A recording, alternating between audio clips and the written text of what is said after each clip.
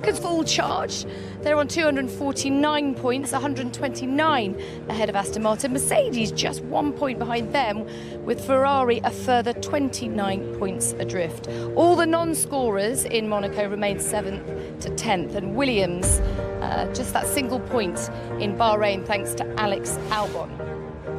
Okay, well, as we've said, extensive testing here, but a significant change means that the drivers may not know this track as well as they think they might, and something of an unknown going into today. So Martin and Ant have checked out losing that chicane in the final sector. Here's more details.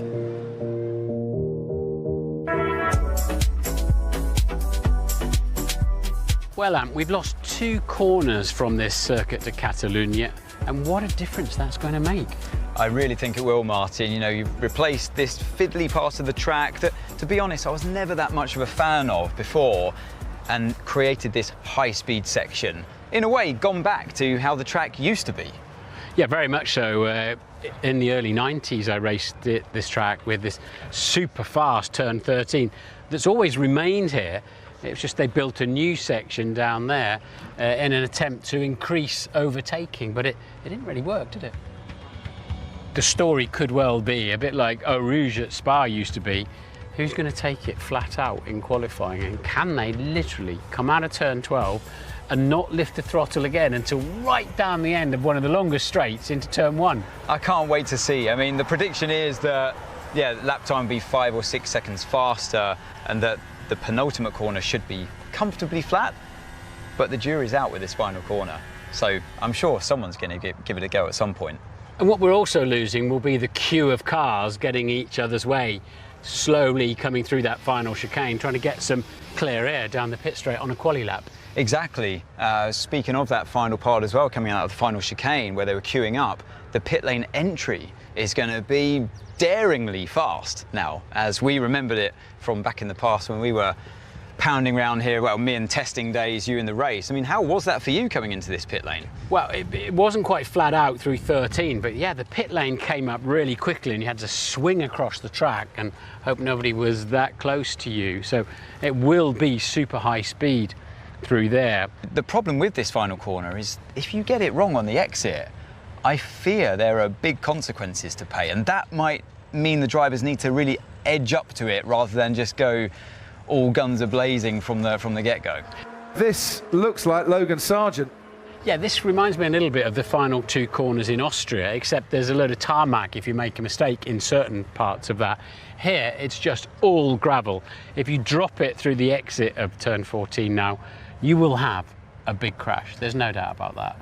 Because now every key fast corner is a right-hander. It's almost like an oval, isn't it, in that respect, in terms of car setup and how much energy you're putting through the tyres on the left-hand side. I think on some circuits we often say that the cars have outgrown the track, like Eau Rouge you've just mentioned. That's one of them that's just, it's easily flat out for a modern-day F1 car. Maybe the cars have grown into this track. And Martin, presumably the car's growing into it throughout the weekend, just edging up their confidence coming into that. Do you expect to see it flat out? I think somebody will hang on to it through there, yeah. The cars look fantastic coming through there. So much speed and balance and control that they've got. And the downforce of these latest cars just squashes the track in some respects. But there's a bump on the way in, and you can see the Ferrari looked quite poor over it yesterday, actually, and we haven't seen if they've managed to sort that out given the weather conditions in free practice 3. But yeah, it's a brave corner. In the race, they'll just have to mind their tyres a bit. No doubt about it. And you know, somewhere like Monaco last week was 34% full throttle.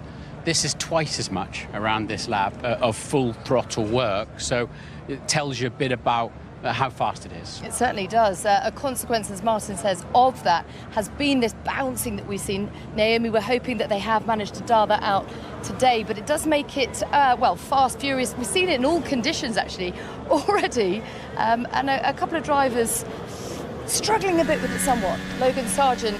Yeah, there were a couple of drivers who struggled with it. I mean, even Max Verstappen in his Red Bull was struggling with it. Ferrari looked particularly bad, but the general consensus I'm hearing is unless the drivers are really struggling to maintain that speed through that corner as a consequence of all that bouncing and bottoming out, it doesn't seem to be worth the compromise of the setup because it's only happening in one particular corner. Some drivers were also complaining about it in turn 10, but if you think about the whole lap, 14 corners, they're only struggling with that issue in those 2 corners. So I don't think that they'll be worried too much about dialing that out because it doesn't seem to be affecting the overall lap time and the overall performance. And it seems, Martin, that the drivers have been unanimous in their approval of this latest move because it brings more jeopardy, it brings them a greater challenge, but something that they relish.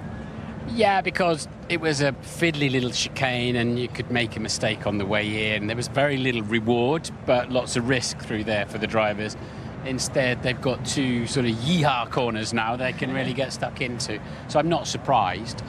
We'll see if it increases overtaking. I think what it will do is likely ensure that it's not a one-stop race anymore here, because I think the tyre wear and tyre degradation will be significantly higher. So much force going through that front left. Now, upgrades have been the buzzword of late, and a huge amount of anticipation in terms of what they can bring to the car. We obviously thought we were going to see them in Imola.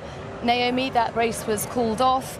They came, many of them, in Monaco. We couldn't really get a read on them at a circuit of that configuration, but this place really offers you the opportunity to see and potentially set a new baseline. Just tell us what you've made of the upgrades so far. 7 of the 10 teams have brought them.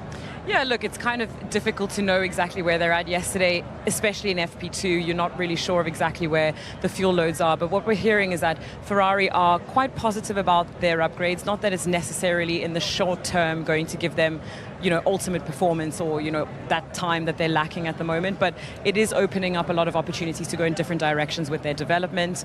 Mercedes, on the other hand, don't seem to be incredibly positive. We heard Lewis describing the car as the car yesterday, so not a lot of positive words there, but again, there's still so much to learn over a weekend like that. As you say, they missed out on those upgrades in Imola and then had to bring them to Monaco, where, as you say, you don't learn much from those upgrades. So for them, it's all about understanding those upgrades and also finding out if it's the right direction that they're going to commit to in the future, and if it is, how to get that into its optimal functioning window. Well, I guess potentially they're playing their cards close to the chest. Let's hear from the Mercedes drivers now, their reaction to those upgrades. Yeah, it's okay. I mean, we're fighting as hard as we can. Yeah, I would say it was a difficult day one, P1 and P2. I think just getting on top of the tires and the deg, and yeah, car feels like the car. Okay, so not too noticeably a difference then? I mean, it's so different from last week, of course. So, but we're just focusing. I think the long run pace didn't look terrible, and we just got to work on trying to figure out how we can extract more on the single lap. It's only Friday. I think we learn a huge amount, and we'll dig into the data tonight. We know that we're not Friday specialists, and we often take a bit of a step forward on Saturday and Sunday. So it's the right way round for it to be. But we are where we are. I think a lot of people are bringing updates to the car. We weren't expecting to suddenly set the world on fire, and we just need to learn what we can from the info we've got and try and move forward tomorrow. So plenty of learning and some progress, it seems. 4th and 5th in Monaco was actually a fairly encouraging result, but it's been a mixed weekend so far for Mercedes, hasn't it, Mark? Yeah, the 2 cars that looked most difficult to drive in that fast final 2 corners were the Mercedes and the Ferrari. I'm sad to report. We desperately need them. We're cheering them on because we want them to take the fight to Red Bull and join Aston Martin and at least give Red Bull a bit more of a fright. And we need them to turn up with a magic, upgrade, and you'll know about it here. So you just put it on the track and it normally goes, and the stopwatch is like, wow, and it hasn't happened. So was Monaco kind of a bit of a false dawn? A bit misleading, perhaps? I think it was just irrelevant, really, to this place, and I think Mercedes played a smart hand on the strategy, got 2 very good drivers. You could argue that's the best driver lineup in Formula One. Argue all day, actually, about that. But they did a great job there. But this track, you can't carry a car through a long, fast corner as purely from a driving perspective. The car's got to work with you. Okay. Well, join us after the break as we take a deep dive behind the scenes with Haas as they granted us full access at the Miami Grand Prix. That coming up next. See you shortly.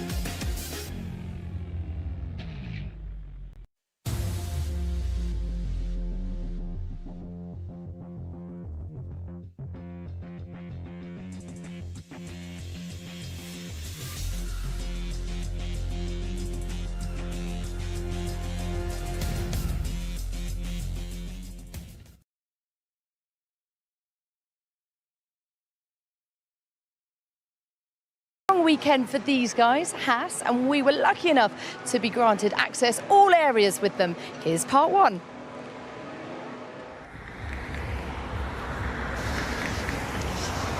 When we get there, you guys know how to get in there. At the light, use the middle lane. Should I switch it off? Yeah, right, yeah. You know, it's easier because otherwise she answers for me, you know. The sport, since we started as an F1 team here, has grown immensely. It's almost unbelievable if I think back 4 or 5 years. If I got an opinion, I voice it. Some people can take it, some cannot take it. This is what it is. You cannot make everybody happy in life. I always say, guys, if you got some idea, something to say, never be shy of voicing your opinion if it makes us move forward. You know, we are a small team, but we punch hard. I have no idea where to go now, but Good morning. Good morning. Where can I park? Team Principal parking. There is a dedicated parking place for drivers and Team Principal, there where we told you. They didn't send any information to us. Where? Okay. Wait, let's just see if I find the email. Just in there on the left. That was easy. We made it, guys. Is it this way? Because I have no idea where I have to go, guys. Sorry.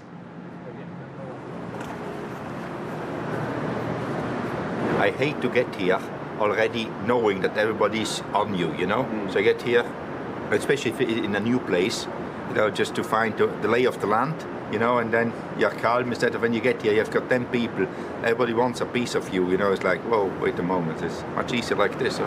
Buongiorno. Buongiorno. I ate a lot of Chipotle yesterday. Oh, did you? How's she tell me? Best boss ever. Absolutely. Oh, he's over there, look. Ah. Fancy seeing you here. Still haven't had a book. Because it's such a smaller team, it is more like a family. I've worked at bigger teams before, and it's such a contrast. I don't think I'd want to go back now. It's quite close-knit. You have to be, because you've got so much less people. Everyone sort of mucks in and does a bit. You know how much I hate cameras. Due to Hulk touching a wall last week in Baku, I've had to change all this corner, but it's not a massive job.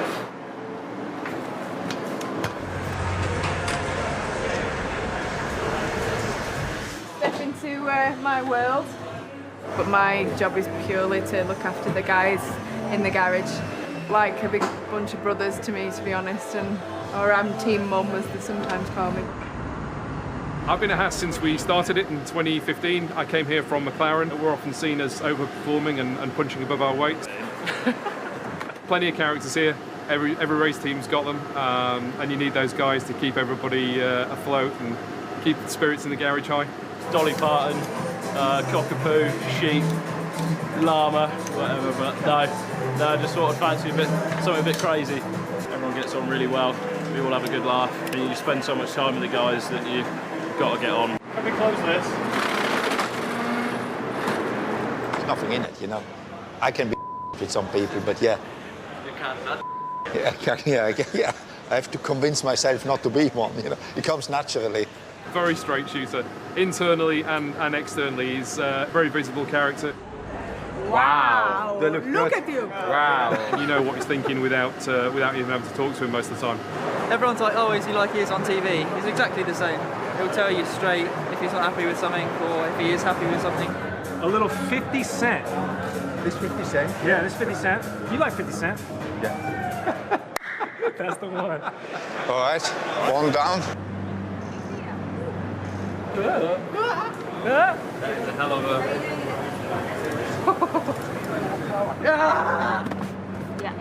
It's a big hype, you know, expectations are big for this year again. It feels like they've upped so much again, the whole capacity of the place. But it's pretty special, you know. You feel like it's not just a Grand Prix, it's a real entertainment weekend. I'm Nico Hulkenberg. I'm Kevin Magnussen. And if we score points this weekend, You score burritos. woo! What was that? Smoking gun? Yeah, it's part of the weekend. It's part of it all. So you can look forward to a nice day tomorrow driving the car. So when I was filming in the car, they wanted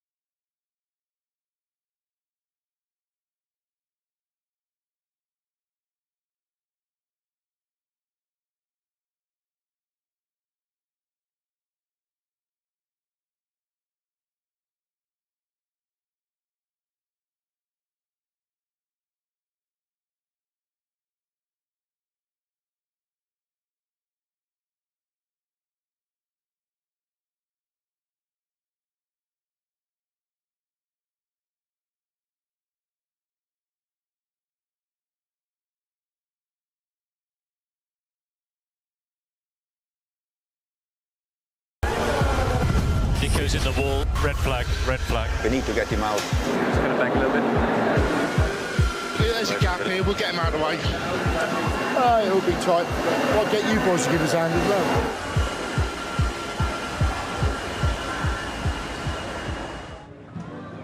They're such a likeable bunch, aren't they? I mean, I have to say, I just love that level of insight, because I think you just get an appreciation for how much goes into every race weekend up and down the grid. The level of sacrifice, leaving families at home, and the commitment, but also the camaraderie as well. It's good to see, isn't it? Yeah, certainly. And this streaming service that does that F1 show we know about has nothing on Sky Sports F1. I mean, how much better was that? Yeah, and I think it's lovely, yeah, to see this really behind the scenes, and because sometimes we don't really understand so much, you know, all that goes on there, and the personalities behind, and the characters, and Günther Steiner, who's really become kind of a legend now in the sport as well. Unbelievable, an icon. I'll go as far because as he's authentic, you know, and that's what people love. He's real. That's very true. Speaks his mind, that's for sure. Okay, well, what is the reality of their situation this weekend? We saw Hulkenberg up in P3 in the practice session. I do think it is. I think they're definitely one of the teams threatening the midfield for that Q3 session. Them, as well as AlphaTauri, have really been on it. And we saw in Miami as well that, you know, Kevin Magnussen had a fantastic qualifying. So I think their one-lap pace is pretty strong, potentially 5th or 6th best team on the grid at the moment. So, yeah, hopefully a good day for them today. That story continues to develop here in Spain. Okay, well, don't go anywhere, because we've got plenty more build-up, and qualifying for the Spanish Grand Prix is on the way next.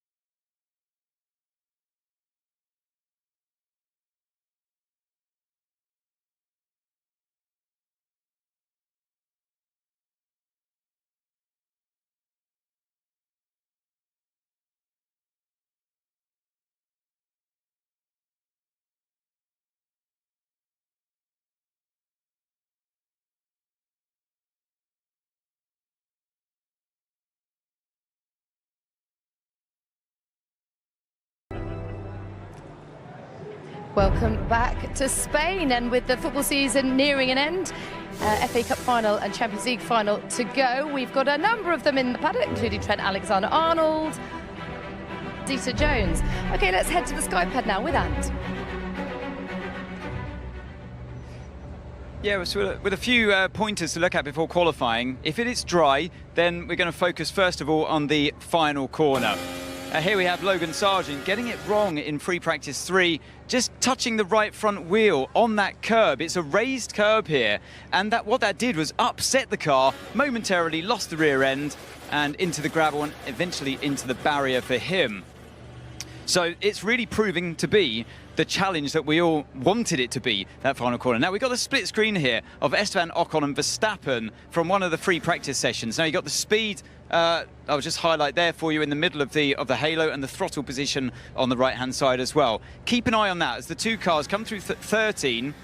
What we're going to look at is Verstappen, despite being on the soft tyre, actually lifts off right there, much further to that point than where Ocon is. Now he gets there faster because obviously he's on a faster lap, but look at this compared to where Ocon lifts off. He's much, much closer to this end of the green painted section and carries more speed into the corner than Max does. But Max gets on the power earlier than Esteban does and therefore can carry more speed towards the exit. Look at as a reference on that white line.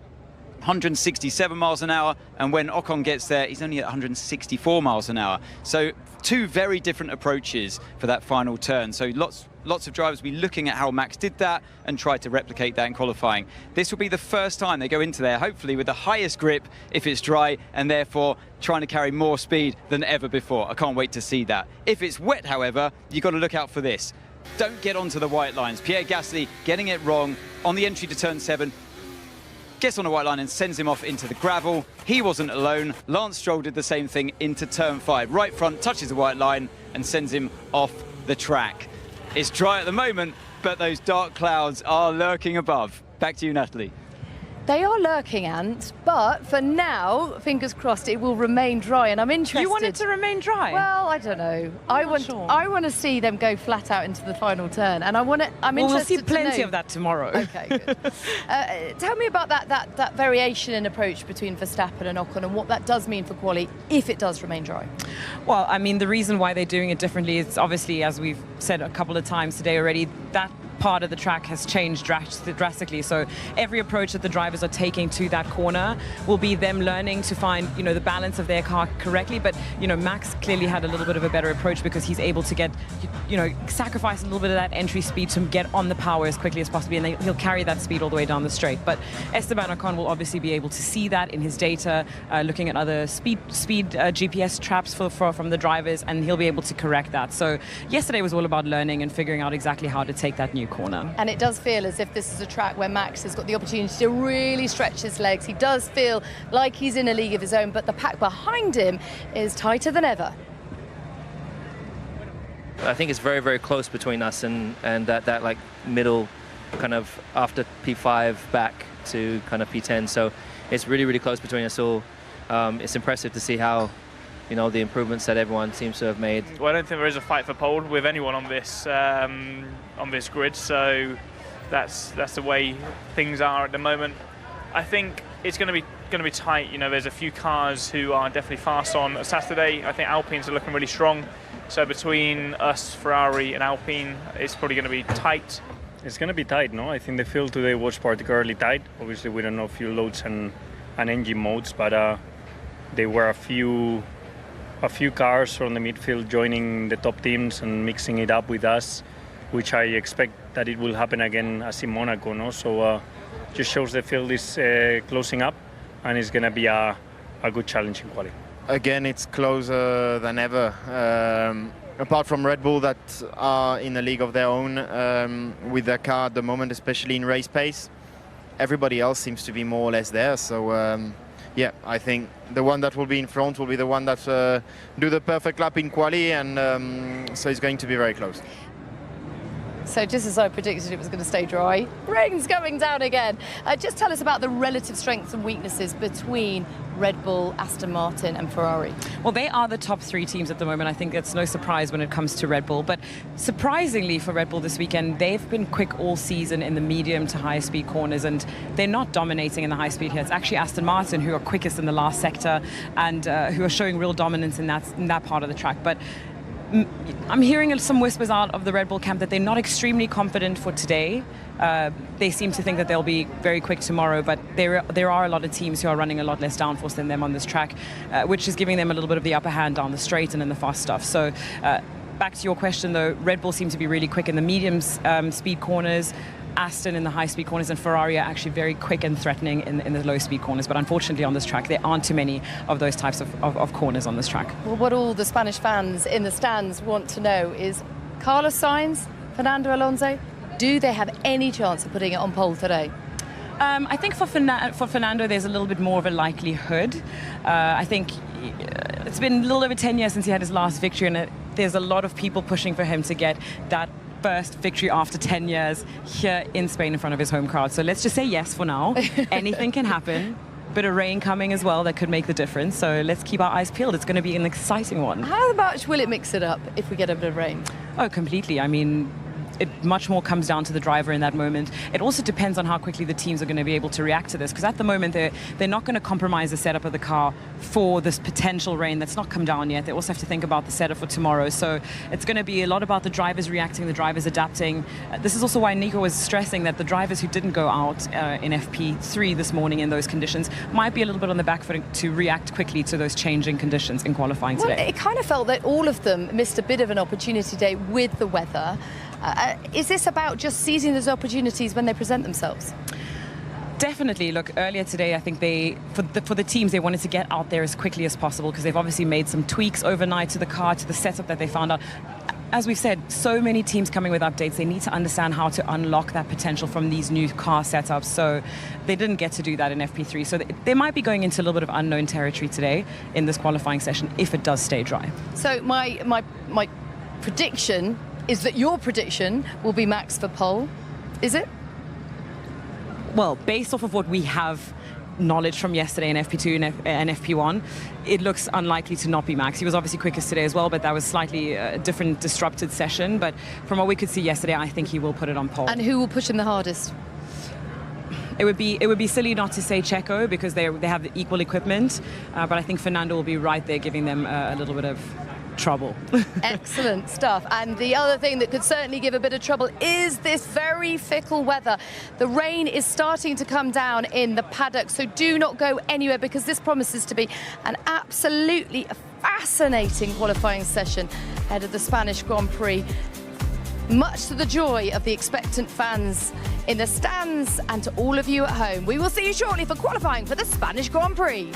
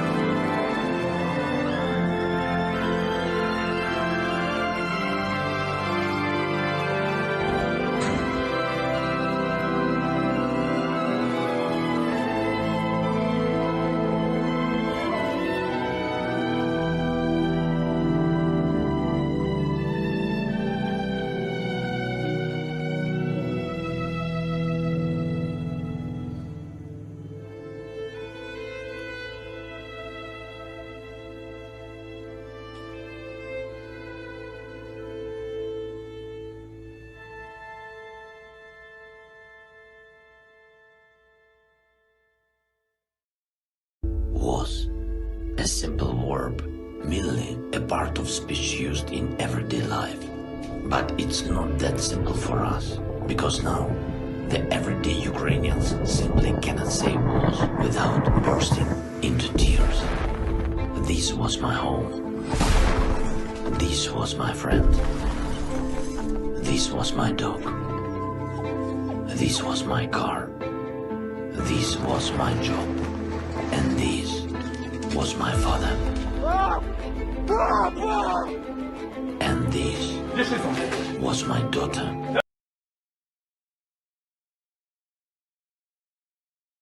Is for 30% chance of rain to hit us during qualifying. Martin Brundle and myself were very much like that because it puts a bit of jeopardy into proceedings. Otherwise, Martin, Red Bull looking very strong in the dry conditions. They were indeed, and that's on one lap and a longer run to that car. Very well suited to this racetrack that demands a lot of stability through long, fast corners. And it's a question of who can keep them in sight. And but the field, having said that, the field was very close, wasn't it, in a couple of the dry sessions, just over a second, separating the top 19 yesterday. So we'll see what they come up with. Obviously, you can still see the track slightly damp away from the racing line. The light grey line is the racing line. F2 ended up on slicks. Lots of apps saying that it's going to rain, but right now, it's not raining. It's absolutely clear that it's dry weather tyres, and I imagine all 20 of them will be queuing up at the end of the pit lane. As soon as they can get down there, they'll be ticking over or switching them off and starting them back up again by themselves, and to get out on track and get a representative lap on the board. Once upon a time, we'd come to Spain, we didn't really have the greatest of atmospheres. Then Fernando Alonso burst onto the scene, and this place was a sea of blue and yellow from the area of Oviedo, where Fernando Alonso comes from. Now, it's a sea of red Ferrari flags, green Aston Martin flags, Carlos Sainz and Fernando Alonso, and the atmosphere absolutely brilliant. Yeah, a bit of patriotism, why not? Brilliant, as you say. It was a bit odd when I was talking to you from out on the track in free practice 2 up at turn 12. The Carlos Sainz stand up there, the biggest cheer that came out of that was for Fernando Alonso, which confused me a little bit, but they were cheering Carlos as well. Even Carlos admits that Fernando's presence back at the sharp end of the grid, as his teammate Lance Stroll comes out, Fernando emerges from the garage now, has rather helped ticket sales in that garage. Now, you might want to ride on board with Carlos Sainz, you might want to ride on board with Fernando Alonso. You can take your pick this year if you're watching Sky Sports F1. We've got all 20 drivers on board and team radio. It's brand new for 2023, and to get started, all you need to do is download your Sky Sports app to your phone or your tablet device, log in with your Sky ID, head to the Sky Sports F1 channel and choose your favourite driver. Now, if you're a Sky Glass, Sky Q or a Sky Stream customer, you can access this via your interactive button on your remote control as well. That's what it used to be back in the old Renault days. Blue and yellow for Fernando Alonso, and he's kept the race suits. Now at Aston Martin, Fernando is back up where he thinks he belongs. Can he mount a challenge to Max Verstappen in this qualifying session? Yeah, it's spitting in the pit lane, but only very lightly. There is a bit of rain about, hence the queue, hence the need, the desire to get a banker lap in, Martin. Yeah, there's probably not quite as many of them down there as I expected, but plenty of cars getting straight out onto the track, and George then feeling that it's already showing signs of wanting to rain, and the sky in the distance certainly doesn't look very happy, does it? No, it's a balance as well, isn't it, though? You don't want to use up your brand new soft compound tyres, or one set of them, too early, because the track should evolve quite quickly, and we should see big differences in times as this session goes on. Absolutely, especially as we had the Formula 2 that started in the rain. They will have torn up a lot of rubber that's been put down over the last 2 days. So it's almost like starting over now. And that means the braking zones, particularly the traction zones on the exit of the corners, you have to sort of prepare them once again. So those on the back foot, Logan Sargent, who had a crash in the final part of qualifying at the final corner. He lost an awful lot of time, and Logan Sargent this year has had the most Q1 eliminations, 5 out of the 6 races. Maybe Aston Martin, both of their cars knocked out in Q1 last year, but it's a very different Aston Martin on the track in 2023. Charles Leclerc, oh, and who's that? Already going off. Yuki Tsunoda. In turn 12. Yeah. So has he just touched maybe a white line where it's still going to be a little slippy, a little wet? I don't know. I think he's come out of turn 11 and just looped it. The left, it's a long left-hander. There we go, yeah. He just looped it around. How strange. Oohs and ahs from the crowd here in the grandstands. Don't often see drivers struggling too much there, but it is one of the, you have to wait until the car's straight before you can put the power down. Yeah, it's a long, long left-hand curve that when everything's at optimum temperature, a Formula One car, just because there's a straight line, but clearly not then. George Russell and Lewis Hamilton both out on track. Rain is on the way, I think. And if rain is on the way, we've still got 2 Ferraris sat in the garage waiting to come out. If rain is coming, well, Ferrari will hope it is just very, very light. Otherwise, had they missed the window when the track's at its best? It's a bold strategy, that, isn't it? Why would you do that? We've got 17 of the 20 cars on track at the moment, but as you say, as you rightly say, the track will evolve, but it's such a high-risk strategy. And now I can see why.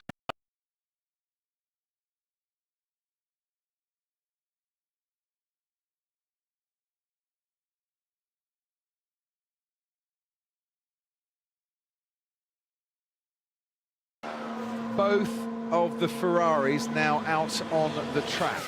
They've just left the garage as George Russell puts in a 1:15.7 to set a benchmark for the rest to chase. Oscar Piastri starting a flying lap as we look now to see Esteban Ocon. Podium just left the garage as George Russell puts in a 1:15.7 to set a benchmark for the rest to chase. Oscar Piastri starting a flying lap as we look now to see Esteban Ocon, podium finisher, of course, in Monaco just a few days ago. And what a wonderful performance that was from him. Ocon, 1:14.8, goes ahead of George Russell. Fernando Alonso's had a moment at the final corner, just gone off the track and continued on his way. Didn't see it with the naked eye.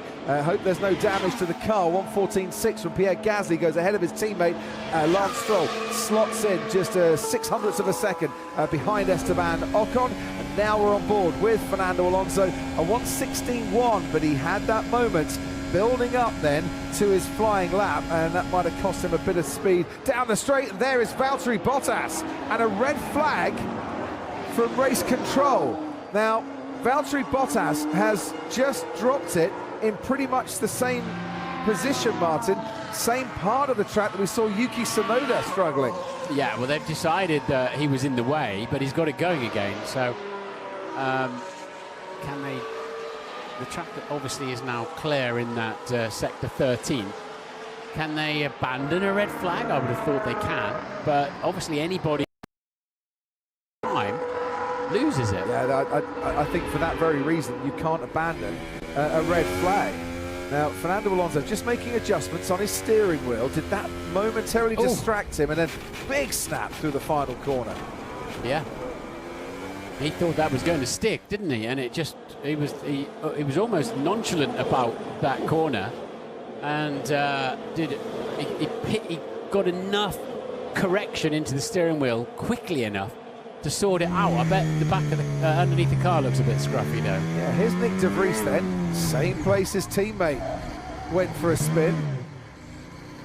So maybe that damp patch there is more problematic than it looks from the naked eye. Well, when Russell went through it, there was a little plume of spray. There you go. Just went slightly on the gravel, so check the floor and let it copy. So is the red flag about the track conditions, I wonder? Well, these are the best drivers in the world, but it could well be about this. Alex Albon going off turn 5. Bit of anti-lock, corrects it, and it swings the other way. Does he get out of it? Yes, he is going to get out of it. You've got to be so gentle on the throttle and the clutch when you do that. Bottoms the car quite hard whenever he joins. So, maybe a bit of gravel on the track as Alex Albon rejoined, maybe a bit of gravel as well as Fernando Alonso came back out onto the track. But Anthony Davidson, all 20 cars back where you are in the pit lane. Well, yeah, exactly, Crofty. We said it was going to be a risky strategy to leave it some time, and that's exactly what Ferrari, some of the other teams did as well. I've just seen Bottas come past me here in the pit lane, and he's severely flat-spotted that right front tyre. So already one set of soft tyres gone for Alfa Romeo there. Back into the garage then, and they'll want to have a look at the underside of that Aston Martin, and down at Williams for Alex Albon too. And we've got a red flag, so the time will stop at 14 minutes and 13 seconds. It will only get going again. So, Tsunoda, Bottas, Albon, De Vries, and Sargent. 6. Yeah, it's really slippery out there, and obviously damper than they're feeling. I've got to ask though, as slippy and as tricky and greasy as the conditions are, that red flag looked a little bit premature. I was going to say trigger happy, but premature will do. Yeah, I think it looked like Bottas was in the way, and then he moved it. Albon looked like it was going to be beach, then he moved it. So, yeah, I don't know. I think sometimes we're like, come on, then where's the red flag? Where's the red flag? This is obvious, but so they've got a lot of camera angles, but I think those decisions are not made here at the track, are they? I think they're made back at the FIA's command centre. Eventually, Nils Vittich, the race director, will make the decision to red flag a session. And I think what has happened, he's got the ability to see static cameras at every corner. He's got a lot more cameras and camera angles than we have. And I'm led to believe from the FIA that the red flag is due to the gravel on the track that needs to be cleaned up. Alex Albon would definitely have brought some gravel back onto the track with him. Last thing you want when you're mid-corner into turn 5 is to see a whole load of gravel that you just can't get out the way of, now being picked up by your tyres and maybe causing a bit of damage. And I would imagine they're going to be clearing the gravel a little bit at the final corner too. So safety first, and that was for the red flag. I don't think it's for the spinning incidents. That would seem just a little bit premature on that one. But if there is gravel on the track, as we have with Alex Albon in Australia when he had his accident down at turn 2, I think it was there, turn 2, turn 4. Red flag, red flag. Yeah, all good. I got quite a few surges. 6th gear, turn 1, turn 3, and now turn 9. Boxing, guys. Copy, Joe. Very wet, exit 12, man. Really wet there. The rest is okay. Copy. Okay, Weybridge, Max. Weybridge. I need to change helmet as well. Get that ready. Okay, understood. All the cars are randomly weighed as they come into the pit lane. It's a random choice just to make sure everything's compliant and legal. And that's a little bit of fixing with the glue gun there on the floor of the Aston Martin. Now down in the Mercedes garage, and on duty for us this weekend, the Chief Communications Director, Bradley Lord, is with us. You got your cars out, Bradley, straight away. So what had you seen on the weather forecast that made that decision? We could just see that little bit of rain building sort of south of the circuit and wanted to get out and at least get a banker lap in. I think we waited quite a long time down at the end of the pit lane, so the tyres weren't in ideal condition, David, but both drivers at least got round and got a time on the board, which may prove to be useful later, or would have been at least had the rain intensified through Q1. So a reduced amount of time now then, Bradley, for in terms of you've got to get out, do the out laps again and get on to the fast laps. Quite a lot of pressure out there at the moment. Yeah, reasonable amount of pressure. I think a little bit more for those who haven't got a time on the board yet. But what we're just looking at is when's the optimum time to run. There's obviously going to be a lot of traffic out there early in this session, and logically, if no more rain falls, the circuit's just going to be improving lap on lap. So we're just trying to time and build the right run plan. You're obviously limited to the amount of tyres that you can use, the soft tyres, during the qualifying sessions. So is your indication that even if you have to go out for another push lap on the same set of soft tyres, the track evolution kind of balances that out, that one tyre set might wear, but the track evolves sufficiently so that you can still go faster? That's the calculation you're trying to do, yeah, and just trying to work out what that evolution will look like. Also, on a slightly damp track like we had, how much have we actually taken out of that first set of softs as well? It won't have been as hard a lap and as high in energy as we'd have seen on a bone dry track in hotter temperatures. So those are exactly the sort of compromises the guys on the pit wall and the engineers are trying to work out at the moment. Bradley, great to have you with us. Thank you. We'll be back with you at the end of this first part of qualifying. We've got half a minute until this session will restart. It was because of gravel that we had the red flag. It's all been cleaned up and decisions are made here. It is the race director that will make the decisions, but the remote operations centre that the FIA have in Geneva will advise, because they can see a lot more camera angles there too. It's like a VAR room. Just a few drops, turn 1. And one thing is for certain, Martin, Ferrari are not prepared to sit and wait in the garage for a few minutes. Now we're going for the restart. They're out there and they need to get a lap on the boards. So round about a dozen cars, I think. So a ripple of applause coming out on the track. No sign of Fernando Alonso in the pit lane. He's still in his garage where they're working on that floor, making sure that it's all safe and not too damaged to go into this qualifying. But you know, there was a moment there where Fernando could have easily ruined his qualifying session right at the outset before he started his first flying lap. You lose a huge amount of downforce if your floor is damaged here, and downforce is what you need around some of these fast corners. There is the man himself, sat waiting to come out, and I think the tyre blankets have been taken off the umbilical cord, so all seems well for Fernando to get back out onto the track again. Yeah, I mean, the concept of changing your floor, that's a very, very long job, so all they could do is well, bodge is not a very nice word, is it, to use, but sort of, well, we saw them with the heat gun, all they can do is tidy it up a little bit, really. Out he comes then, and behind him, I think Nico Hulkenberg coming down the pit lane, Kevin Magnussen, Hulkenberg's teammate, out on the track as well, and Hulkenberg did have a lap time deleted. He put in a 1:14.006, exceeded track limits, yep. So that's been deleted. There was a replay of it in the middle of the little medley they put out there, so he quite clearly was all four wheels beyond the white line. Right, here we go then. Charles Leclerc sat in the garage, waited, came out, red flag, now needs to get on with it. The man who was on pole position, of course, here in Barcelona last year. So talk us through this one then, Martin. Very long right-hander up the hill there, turn 3, which they take full throttle now, which is extraordinary. You do a late turn in for 4, it's always bumpy, and then let it run to the outside. So you want to minimise the angle of the corner, really. Downhill braking here. It's so easy to get too deep in there and actually miss your braking point. And then some of them try to make a nice long curve, others go in early and shorten the distance they're travelling, and you need to be very accurate. Turn 9 at the top of the hill. Completely unsighted for a driver, but flat out. Diagonal of the straight, be for the shortest route, be on their right-hand side. It's a left-hander coming up, and that is a very unhelpfully parked back marker. The tail end of the Ferrari wagging there through the moisture that we know is down on the exit 11, and then 2 corners to go. And this final one, car very low to the ground. The aerodynamics obviously squashed the car down. And a lovely slipstream there for his teammate Sainz behind. I tell you what, though, Carlos Sainz was closing in on Pierre Gasly at a rapid rate of knots.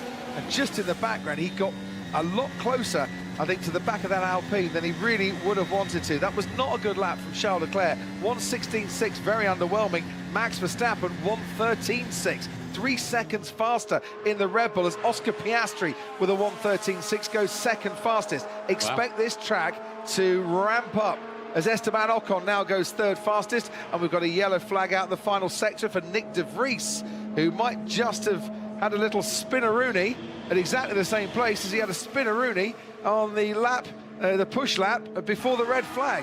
There he is, he's got going again. Looks very much like it, the position he was in. So, I mean, Verstappen has just sort of moved the game on. There is the problem that's catching so many drivers out, but Piastri from McLaren has matched it. Just think, if you could nail that damp part of the track, you can pick up so much time.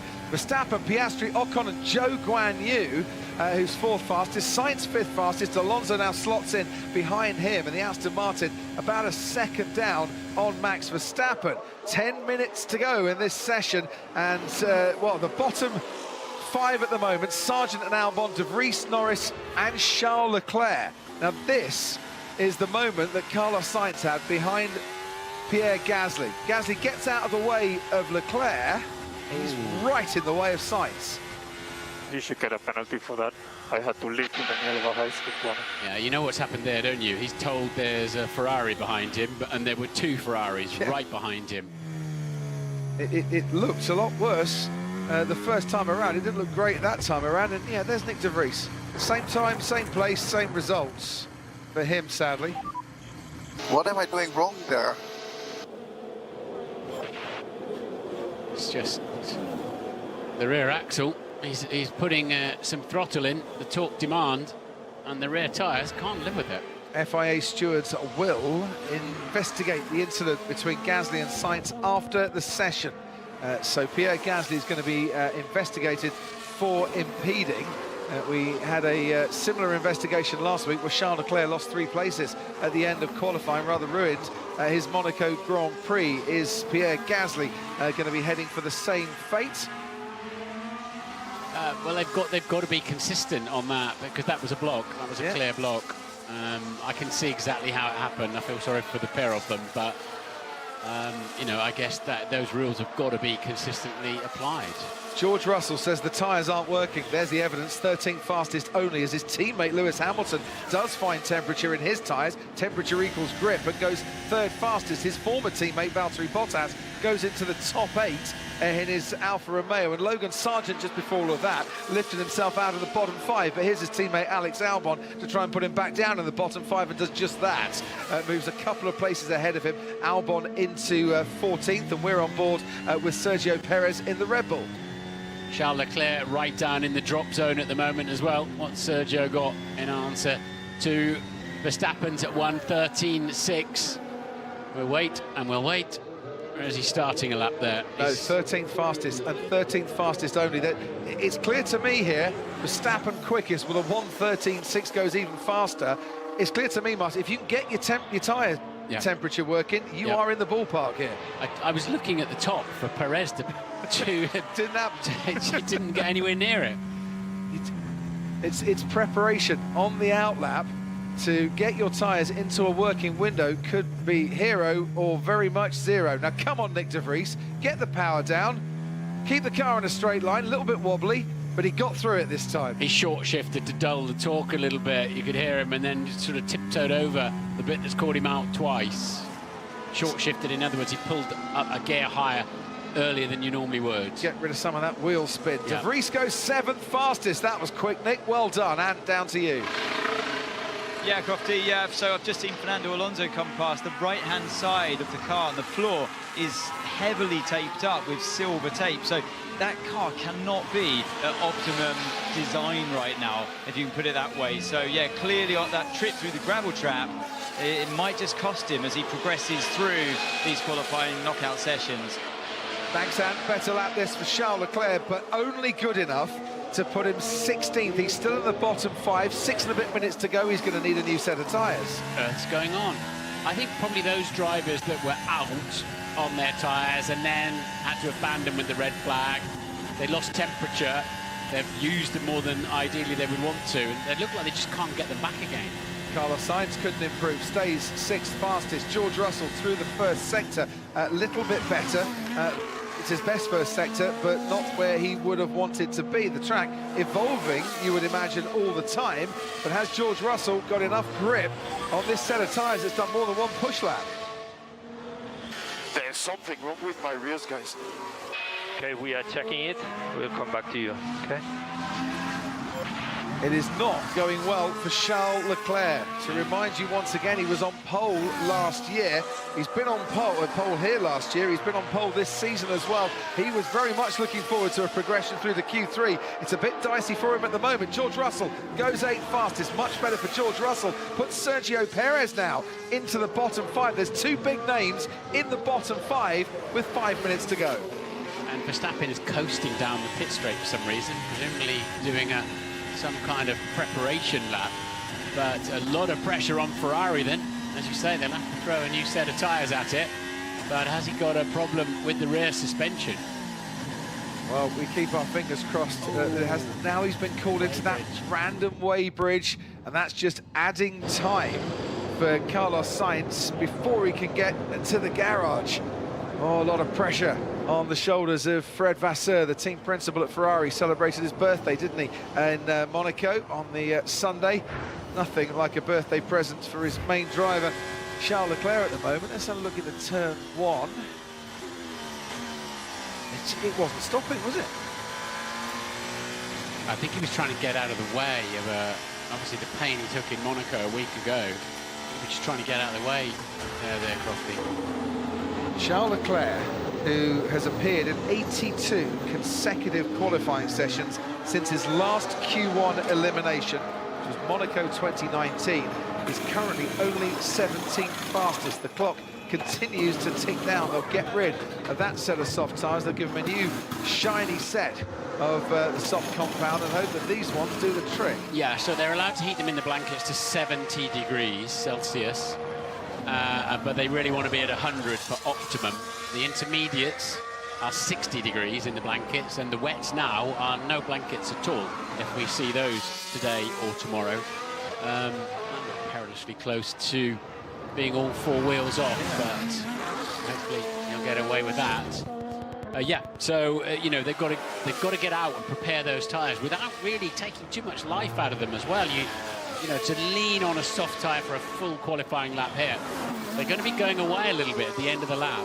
Lance Stroll, only Q3 appearance since 6 previous starts here, was 2020. He qualified 5th and he finished 4th that weekend, has put in 2 personal bests on this particular lap. Aston Martin, not for the first time this season, giving him the track all to himself and running him on a push lap a little earlier than others that will come out the garage soon. And that space around and that kind of relaxed format for him has helped him to 3rd behind Piastri and behind Verstappen. And they know the track is just going to keep improving, and that's why we're going to see so many cars out there now.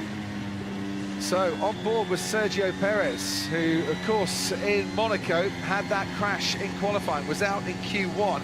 Not since Monaco and Canada 2019 has he been out in Q1 in 2 successive qualifying sessions, and he needs to improve on this lap to move himself out of 16th place. We're getting down to the final couple of minutes. If you start your lap before the checkered flag comes out, you can finish that lap, but if you are stuck in a bit of no man's land and you don't make it to the line before the flag, that's it, no chance to improve. And Perez is improving on this lap. A 21.8 is a good first sector. Yeah, a lot of drivers out there on fresh tyres, on new tyres. There's going to be a lot of traffic coming up as well. You pitch it in at the bottom of the hill, breathe in a bit there, turn 9. Let's see if he's absolutely flat out. Now a little confidence lift in the middle, and then we'll be on the right-hand side, braking at 80 metres before the corner. Coax the nose in, be careful now, this is where it's slippery. But the Red Bull pretty much stuck to the road. Long turn 12. And now the last 2 corners downhill.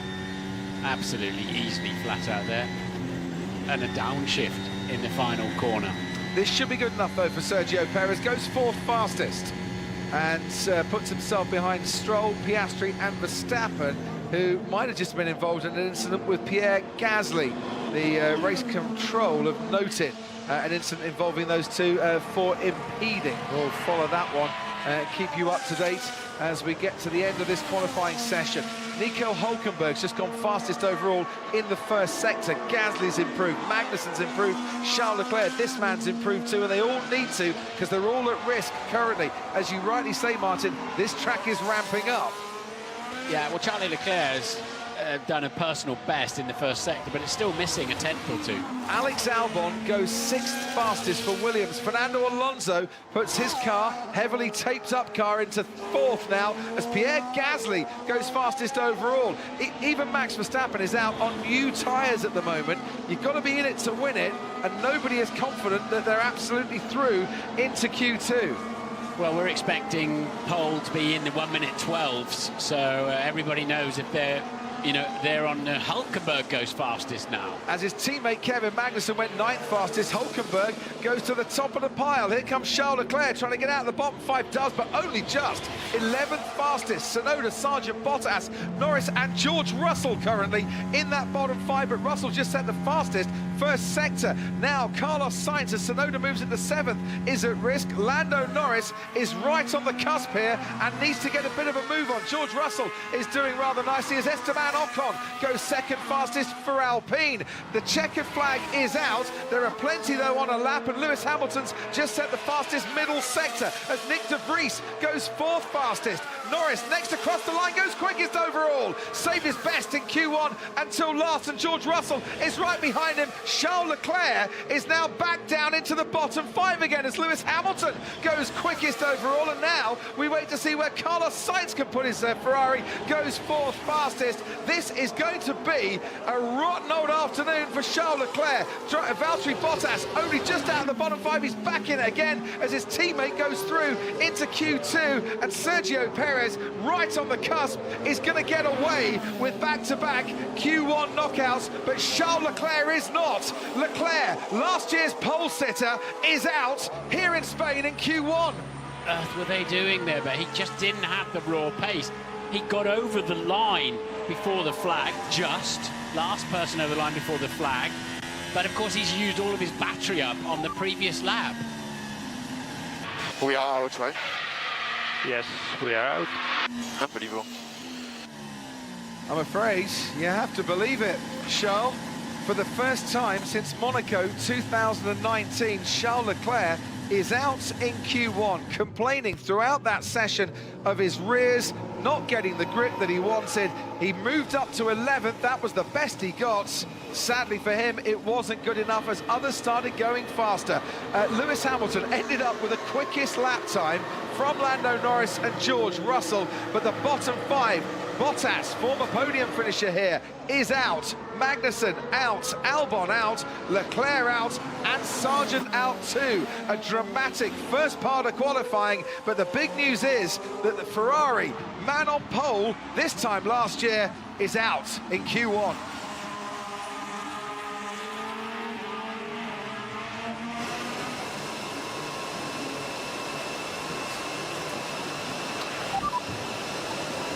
Sorry for that. I honestly don't really get it. I just fix my own words.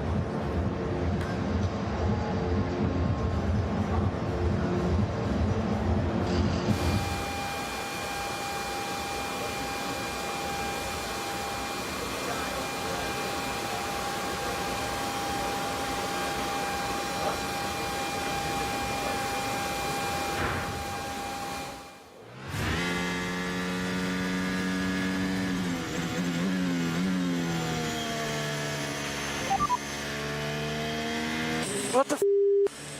This doesn't move. Okay, box Max. Don't think you realised you were on a push lap.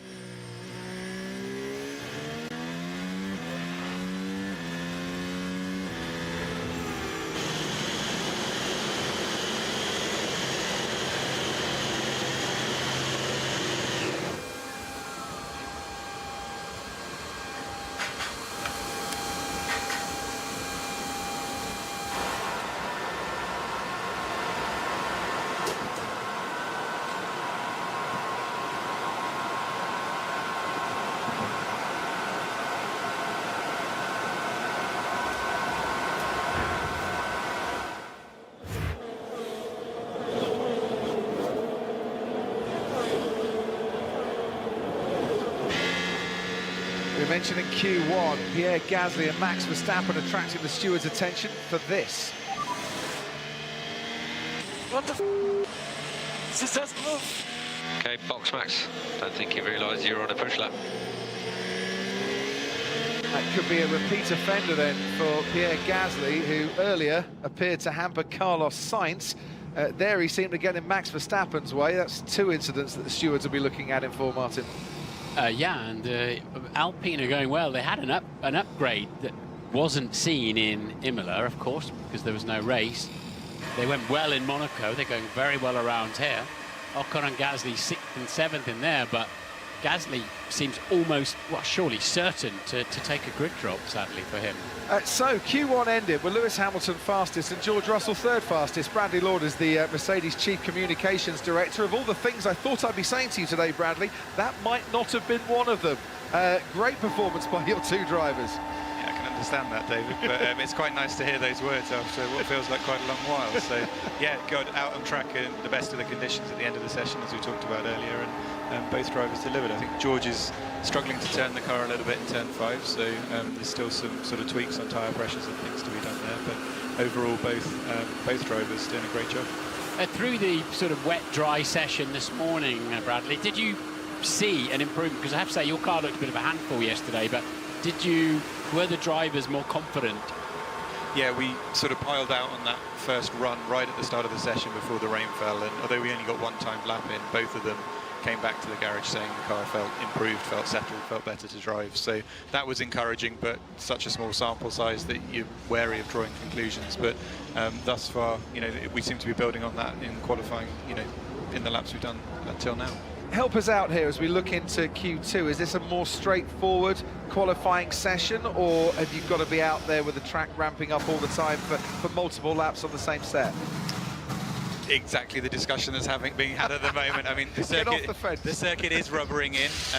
The choice is, do you run 2 new sets in this session, or do you try and get through on 1 and have 2 for Q3?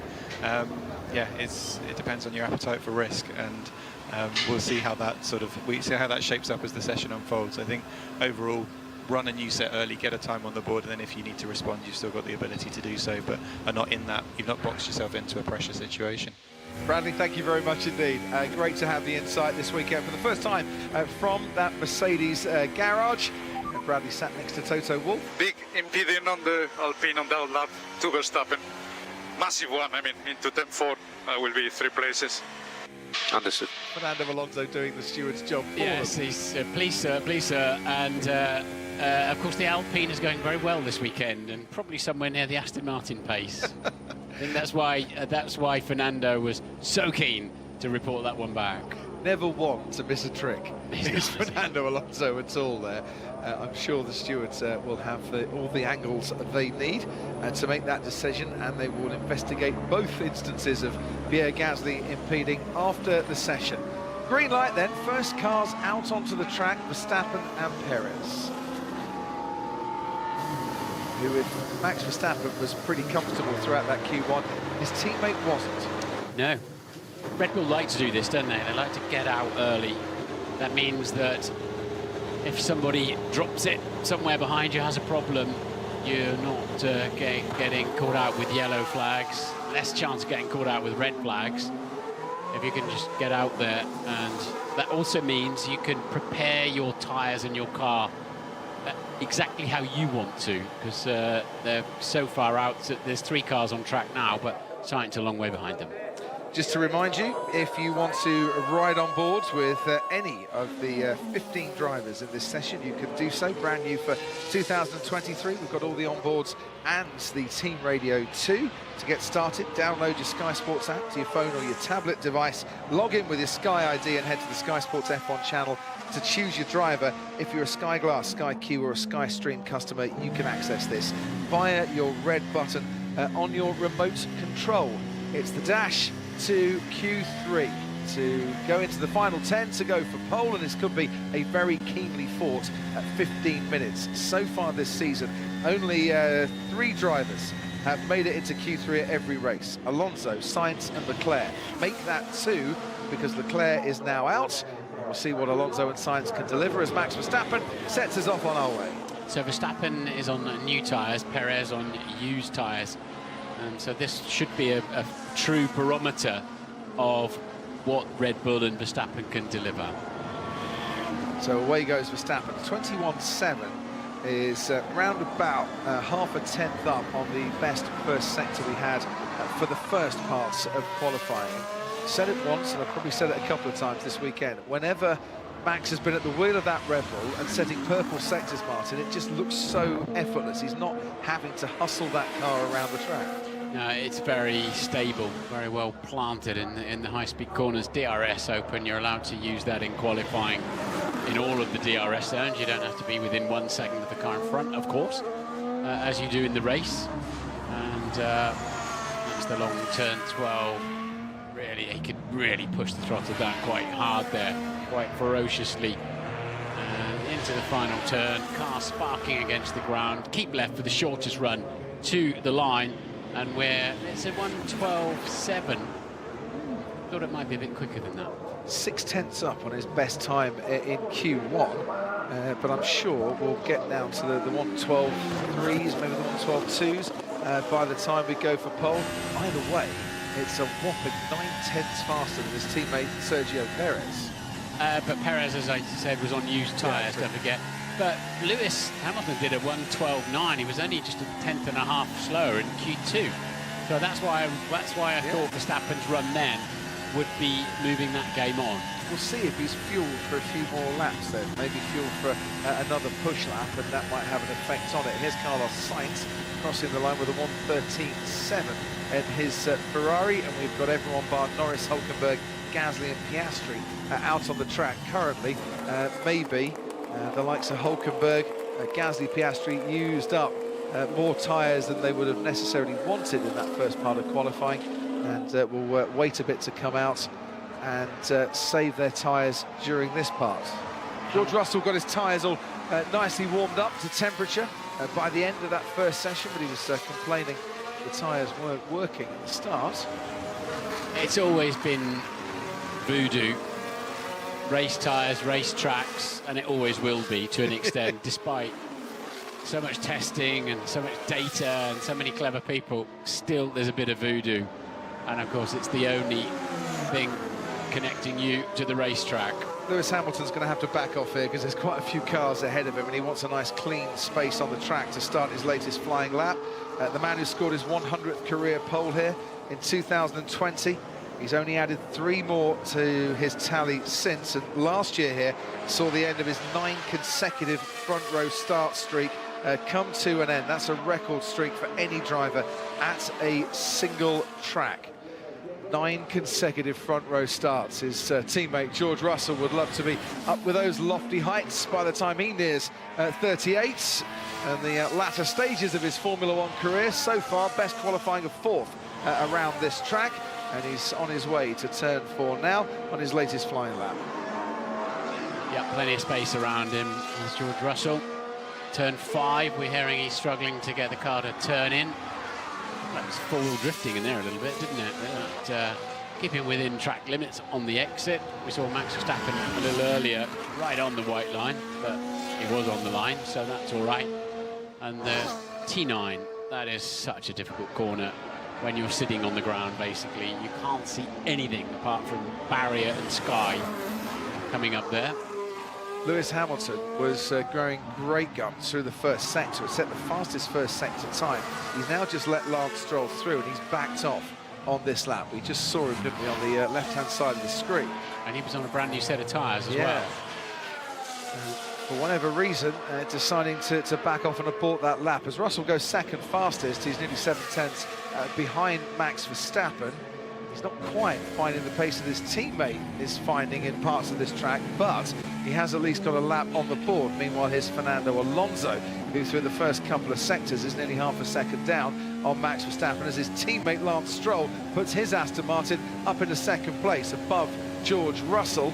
Nick De Vries next across the line goes 6th fastest. When De Vries is hooking up a full lap here, he's actually finding a lot of pace. Alonso now goes 2nd fastest, half a second difference though between the Red Bull and the Aston Martin, as Esteban Ocon now goes 3rd fastest, and Zhou Guanyu puts his Alfa Romeo into the top 10. Lando Norris just on the fringes of that top 10 and ahead of Nick de Vries, who's ahead of his teammate Yuki Tsunoda, as you can see. Next across the line will be Pierre Gasly in the background. Oscar Piastri next across the line goes 10th fastest, and then Gasly goes 6th fastest, and Hamilton is on a charge again. That's better. I want to ride on board with this because Lewis Hamilton is finding confidence, he's finding grip, and he's finding speed, Martin. Yeah, he had to abandon that first lap, so he did a 1:38 actually, but they were still the same fresh tyres. Of course, he would have recharged his batteries, and now a full complement of internal combustion engine and electrical power as Lewis then continues. So the only man to get in the 1:12s in Q1. It looks like he could be in that zone again. So Hamilton, he took a new set of tyres. He aborted his first lap on those set of tyres. He's going for it on this particular lap. Is there enough grip to give him what he wants, the top 2 place in Q2? And that's exactly what he's got. He's set the fastest final sector to go just a couple of tenths behind Max Verstappen. Yeah, he was fully committed, wasn't he, through that last corner. On the curbs, car was bouncing around a little bit. So again, that's not optimum because Lewis sort of had to give up a lap. So he'd already done a very fast first sector, taking some life out of the tyres before he had to abandon. But yeah, it's brilliant, isn't it? The 41-year-old Alonso, the 38-year-old Hamilton, giving it absolutely everything on the exit of what it must be a pretty fearsome corner. Fernando Alonso's trainer, Edo, has done as he often does. Oh, George Russell. Still a bit damp there, isn't it? Struggling so much here, mate. Cars bouncing all over the place, just no confidence with tyres. And that was on his quick lap as well. Yeah. It's like they're driving 2 different cars, the Mercedes drivers at the moment. Yeah, Fernando Alonso's trainer, Edo, has done a kind of calculation. Where's the fitness of Fernando? He's developed over the years, gone from a 100-metre runner to a middle distance, long distance runner. And apparently his metabolic age, Fernando's metabolic age, is that of a 31-year-old. Fernando Alonso is 41. His metabolic age is 31. I am 53, and my mental age is 16. What my metabolic age is, Martin, I've no idea at all. While we've got a bit of a lull in the action on the track, let's head down to the paddock. Charles Leclerc speaking. He's out of qualifying. Charles, just tell us what the problems you were having out there then today. I don't have the answer for now. The only thing I can say is that the left-hand corners were undrivable. The right-hand corners, the feeling was very similar to this morning. But there's just something off in the left-hand corners that we need to analyze and understand because it was very far off what I expected. You said on the radio something about the rears. Is there a problem with the rears? Yeah, it was on the rear, on the rear tires. I thought it was the tires on the first set, but then we went on the second set and the feeling was exactly the same. I just had no grip at all in the left-hand corners from the rears. So yeah, we'll check well the car, and I will be very surprised if everything was fine. There was one lap where you were coming up to a load of traffic and you went off the track and round. Were you avoiding them, or could you just not brake into the corner? Do you remember? I cannot even remember. I had so many moments, and even during the first red flag, I nearly lost it and put it in the gravel in a left-hand corner, and this was just very, very weird behavior. So we'll have to check the car. And there's nothing you felt from yesterday? Yesterday was fine? No, but even this morning in those conditions, in the tricky conditions of this morning, I was feeling really good with the car. So there's something off. Okay, thanks, Charles. Thank you. So that'll be a pit lane start then, I'd imagine, tomorrow, because they'll have to pull that car apart under parc fermé conditions and make some changes. Big upgrades on that Ferrari this weekend. So, and that's the trouble. You only evaluate these upgrades properly when you get to the track, when you're in the sharp end of competition. Something not quite right. But yeah, I'm with you on that one. I can see a pit lane start coming for Charles tomorrow at a track where, well, qualifying is so important. Top 3 starts have won this race for 90% of the previous 32 races.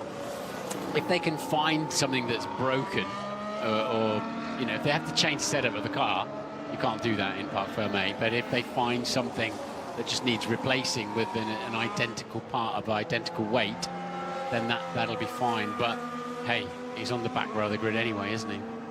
Quite. As Helmut Marko keeping an eye on proceedings in the Red Bull garage, watches on. Anthony Davidson down in the pit lane for us.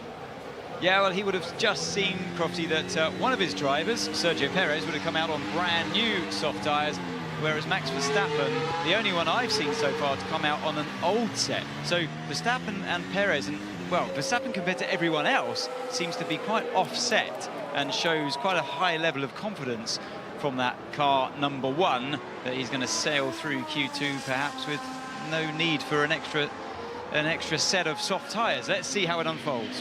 Got that banker lap in, he's happy with that one, wants to save 2 sets, Martin, for going for pole later.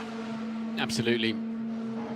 But it looks like it could be Lewis Hamilton's his biggest rival. Yeah. Unless Sergio Perez now on these new tyres can plunge his Red Bull into the 1:12. Lewis Hamilton just come out on a brand new set of soft compound tyres as well, and Perez is finding himself, even with a new set, a couple of tenths down through that first sector.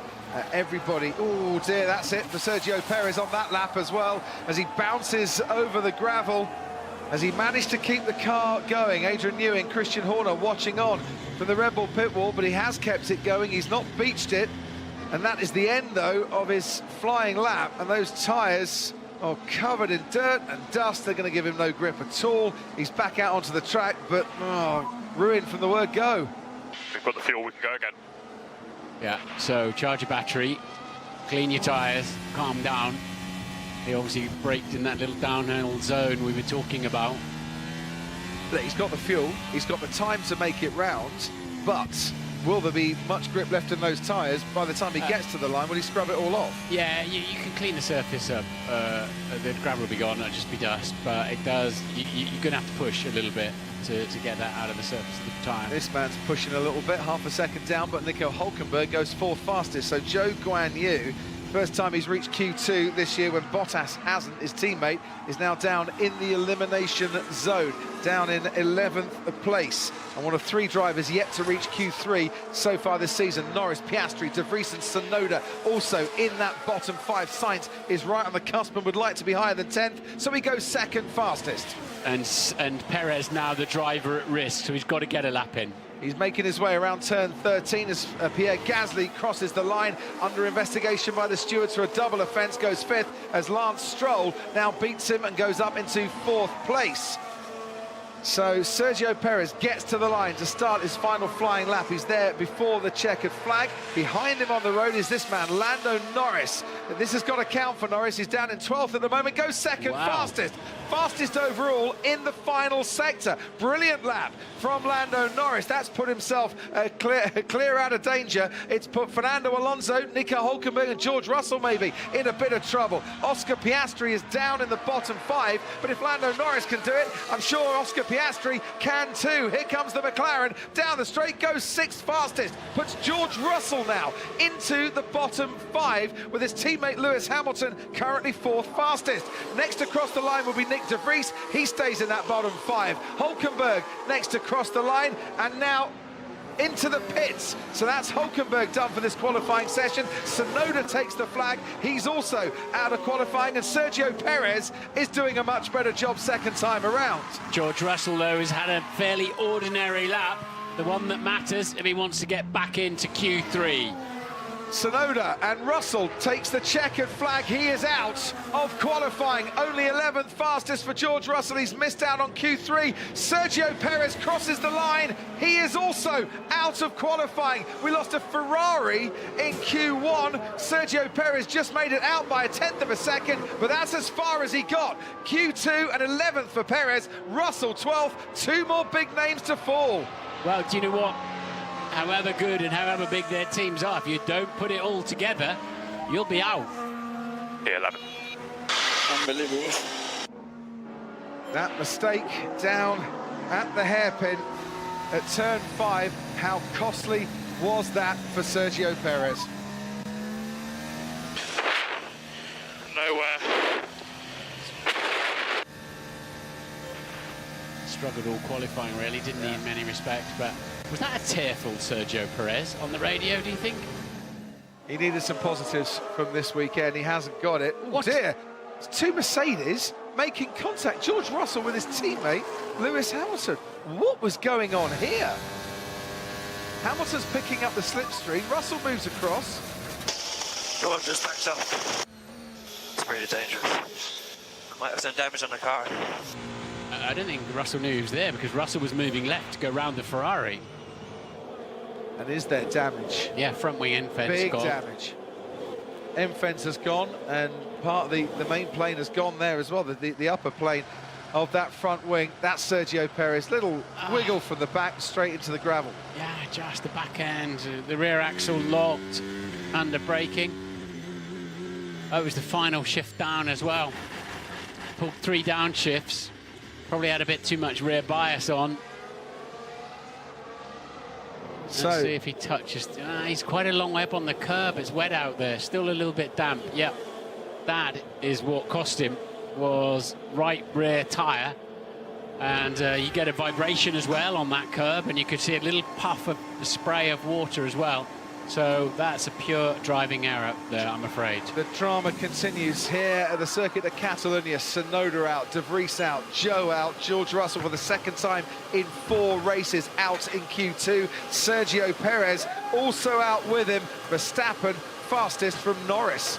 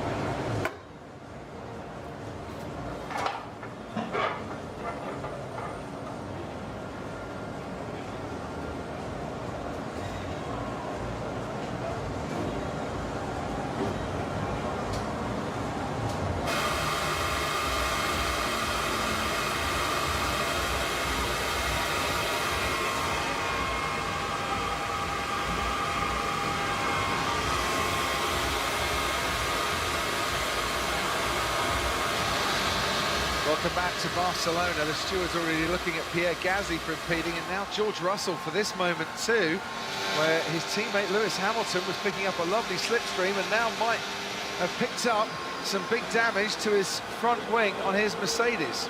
George Russell clearly on a hot lap there, the way that he took the speed into the first corner, and he was checking his left-hand mirror. I think his teammate got such a tremendous slipstream behind him, did Lewis Hamilton, and the pair of them were trying to start a hot lap. Bradley Lord, the Chief Communications Director, is with us. Bradley, we see that sort of thing happening from one car to another from time to time, rarely between 2 teammates. Talk us through what happened. I think as you and Martin were saying, David, is miscommunication. George was aborted 1 lap and was trying to get track position for his flying lap. Lewis came up behind him starting his as well, and yeah, miscommunication between the two. Obviously the Ferrari there as well, finishing its lap and pulling to the right. So tricky situation, and not, never something you want to see on track between the team's two cars. I understand George did apologise, came over the team radio and did that. Have you got another front wing, just like the one Lewis Hamilton needs repairing? Yeah, that's on the car already and in the car and ready to go. We don't think there's any other damage to Lewis's car either, so hopefully it won't disrupt his flow too much as he heads into Q3. Yeah, he was down the grass a bit, wasn't he? So I'd imagine the underfloor might look a touch scruffy, but I was thinking you could steal the front wing off George's car. He doesn't need any more, but he's in Parc Ferme, isn't he? Yeah, I'm not sure. I think the stewards would take a good view of that one, Martin. So no, we've got a spare, and you can obviously replace damaged parts, so we've done exactly that. On the positive side, there is pace there for Lewis. While George has been struggling with tyres, Lewis is finding pace on a track that we know he loves. 6 pole positions here, 9 consecutive front row starts. Yeah, exactly. I think, he's got pace. The McLarens are clearly performing strongly as well, looking at Lando in P2 and Piastri in P6. So, yeah, there's a few cars up there, and it's going to be an exciting Q3 with a real mix of teams as well, with some of the bigger names that have dropped out earlier on. And briefly, are we still getting a big track evolution too? Honestly, our attention has been a little bit elsewhere, so I'd have to switch the screen in order to check what the track evolution is doing. But I'm sure it will, as always here, be quickest at the end of the session, especially if the temperatures are staying cool or dropping a little as well. Bradley, thank you very much. Perfect timing. Pit lane exits is open, green light is on. We can get going with this Q3, where Max Verstappen has never been on pole in Spain before. He had a power loss last year, had to abort his final run. He leads Fernando Alonso 23-22 in career poles. This race, the 176th, by the way, since Fernando Alonso's last pole. And we can just take a little look once again, Martin, at the drama down the main straight. Yeah, this is scary. That could have gone aerial with Lewis's car there. Very, very scary indeed. So they're both trying to get at it to get. You didn't tell me there was a car behind. Yeah, sorry guys, don't know what the hell went on this session. It was all going on. Massive bounce and high speed, couldn't get the tyres working. Not sure the Ferrari played much part in that either. No, I think George was just bringing the car over. He didn't know he was there, did he? No. Live action now. Out onto the track, Max Verstappen and Lance Stroll, who's made it through for the second time in his career to Q3 here in Barcelona. Esteban Ocon also on the track, the podium man, of course, in Monaco. Won here, didn't he, in F3 in 2015. That was his only win that season. He had 9 consecutive second-place finishes. Lando Norris is also on the track. He was 16 thousandths of a second slower than Verstappen in Q2. Carlos Sainz, who was only 300 slower, also on the track. Oscar Piastri through then to Q3. Making it this week. I think that's the second time this season he's been in Q3.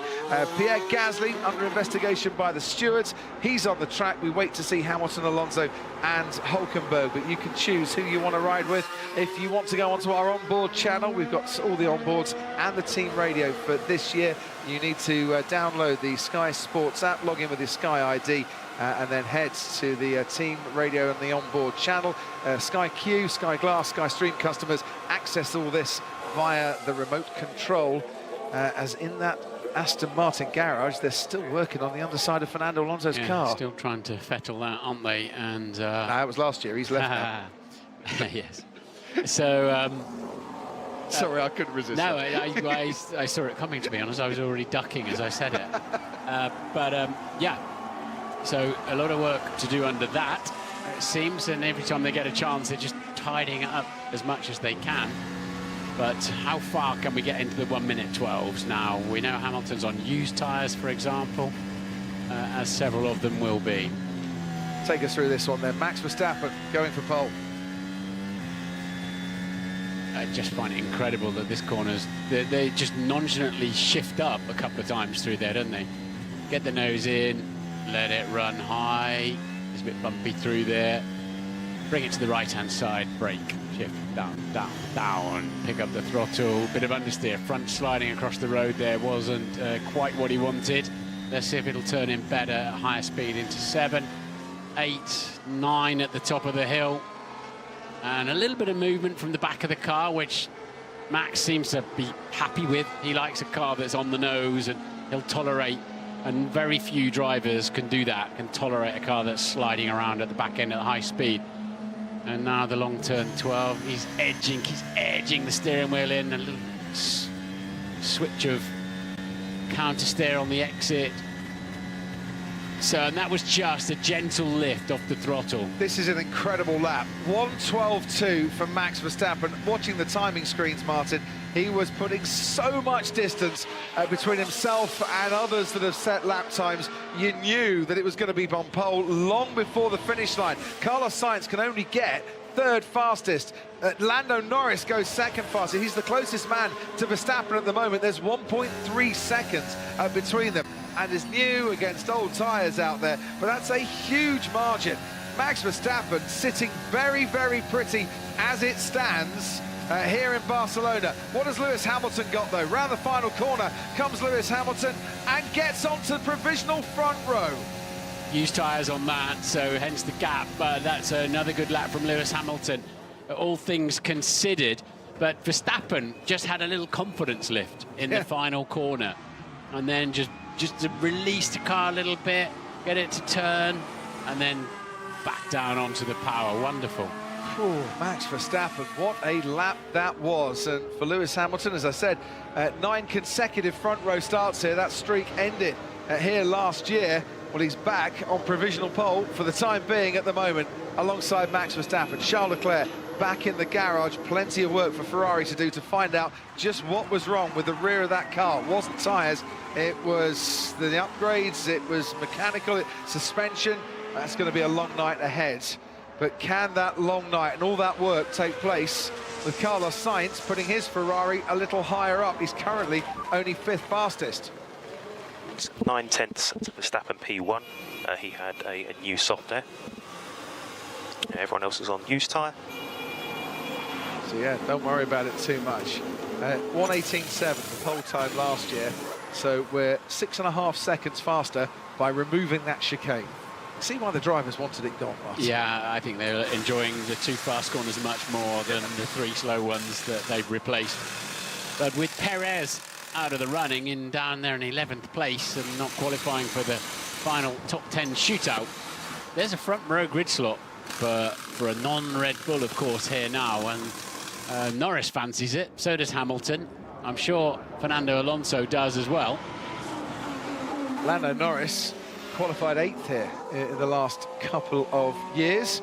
Finds himself on the second row, and in what I always fancy at the start is a very handy position here in Barcelona, because you pick up the slipstream and you can do something from 3rd on the grid. Gunther Steiner went to see the stewards for some comments he made about the stewards in Monaco. They're going to announce that decision tomorrow.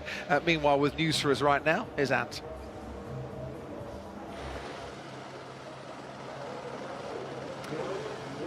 Sadly, we've just lost Anthony. 5 minutes to go, we'll get him back. Yeah, when do you remember Christian Horner got pulled up on something he said on our channel, actually, back in Qatar, and he had to do sort of community service, didn't yeah, he? He did.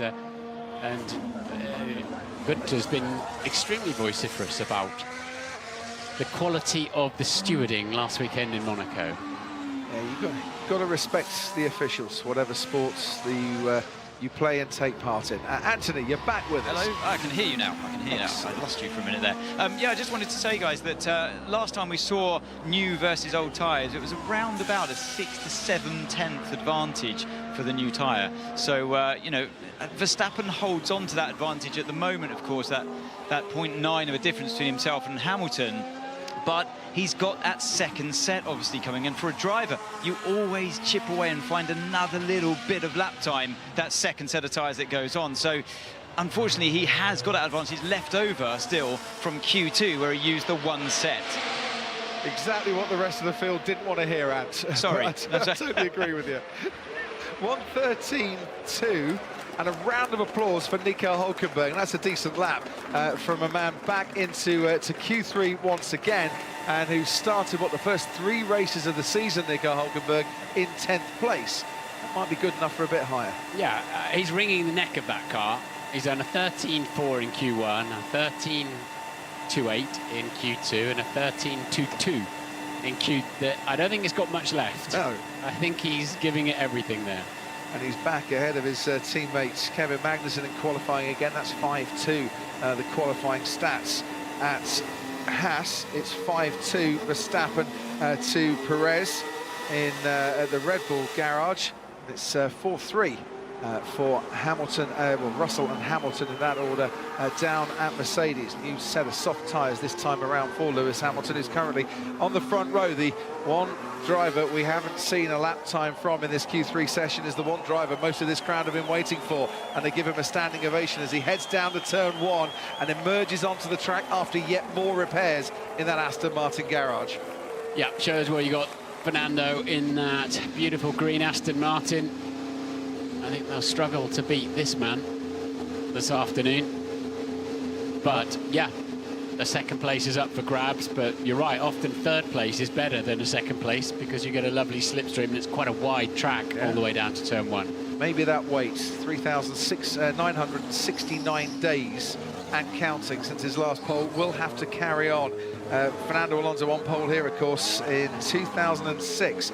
The last time we raced here at the Circuit de Catalunya with the chicane not being present.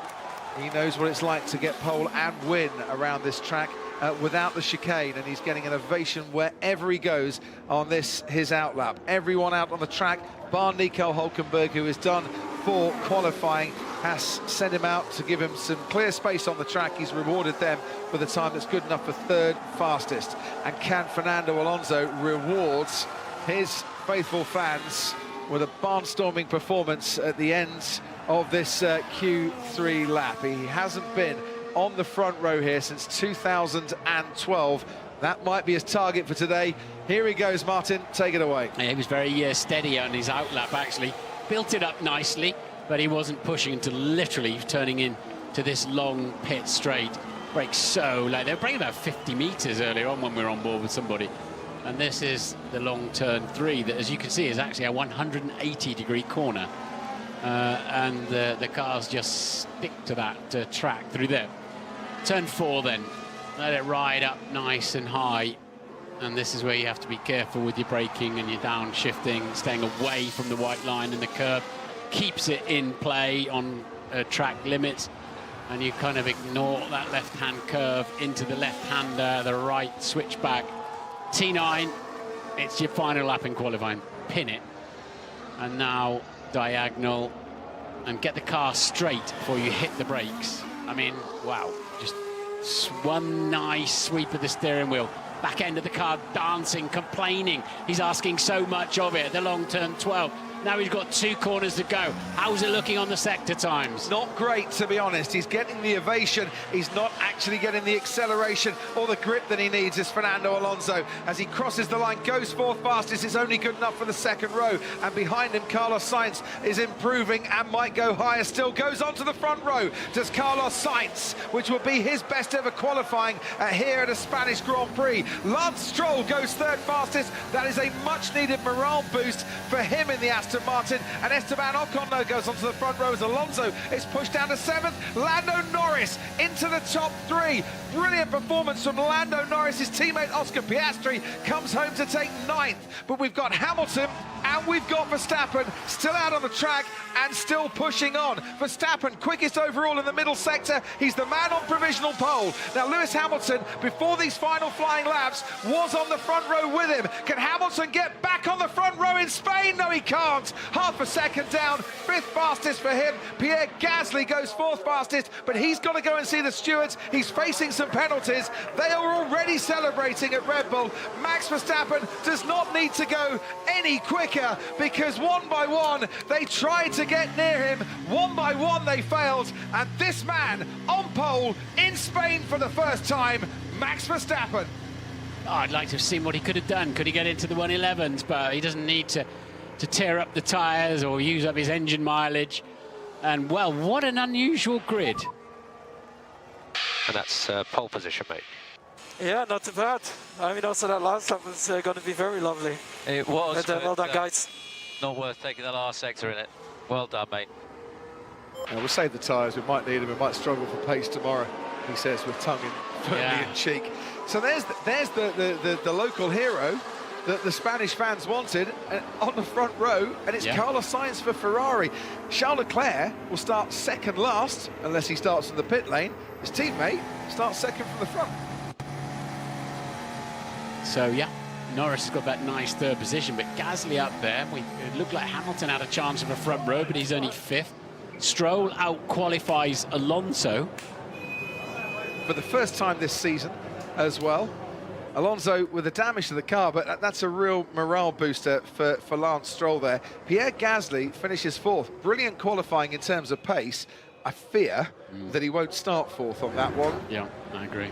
What looked like two slam dunk impeding moments that might just give him, well, if it's 3 places for each, he might start 10th in this race. Lewis Hamilton will then start on that second row.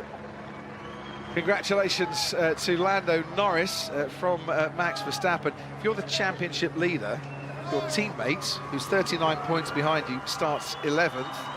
And the one who's been picking up the podiums alongside him and his teammate starts 9th at the moment. That's not a bad day at the track for Max Verstappen. No, I'd say, it sounded almost tearful for Sergio, didn't it, when he was on the radio. And another very difficult day after a very difficult Monaco Grand Prix last weekend. They obviously get weighed now, including HANS device around the neck, crash helmet and everything.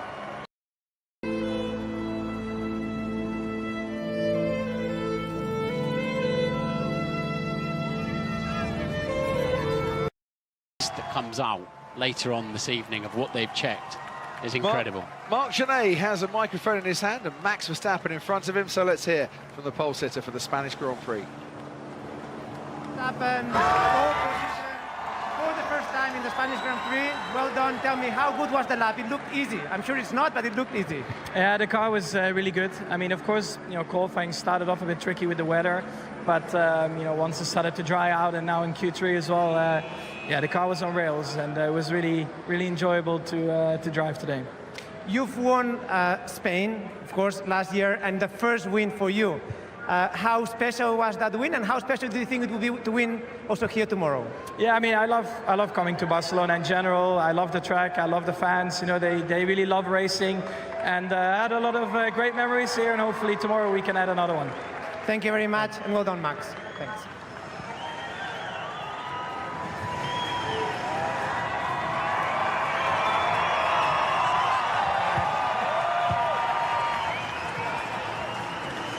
Señores, Carlos Sainz.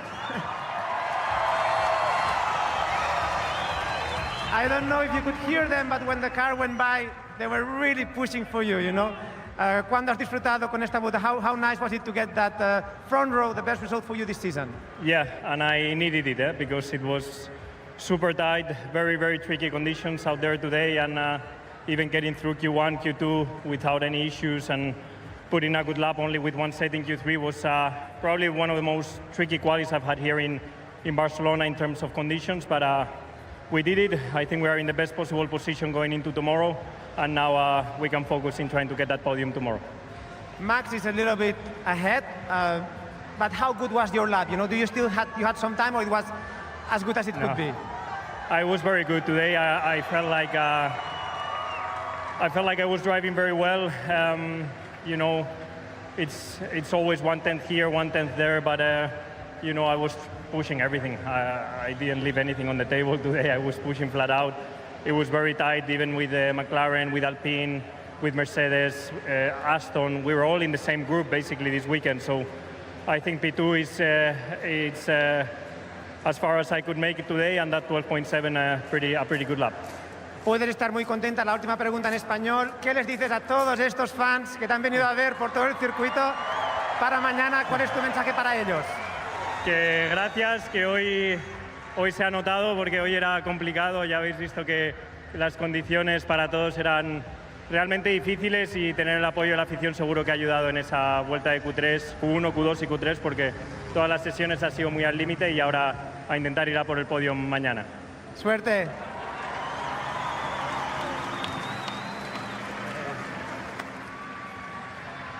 Lando, I don't know if you were expecting it.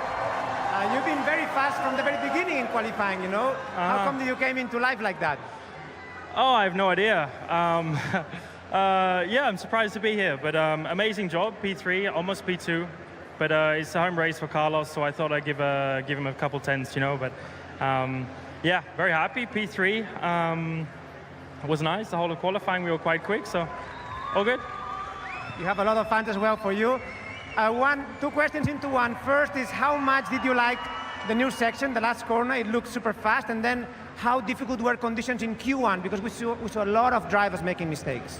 I mean, it seems to be good for us, so I would say I like it. It's one of our strengths, the high-speed corners, so yeah, I'm very happy. I think difficult qualifying, but always in these conditions, the tricky ones, we seem to do well, so it seemed to suit me. Enjoy and best of luck for tomorrow. Gracias. Cheers.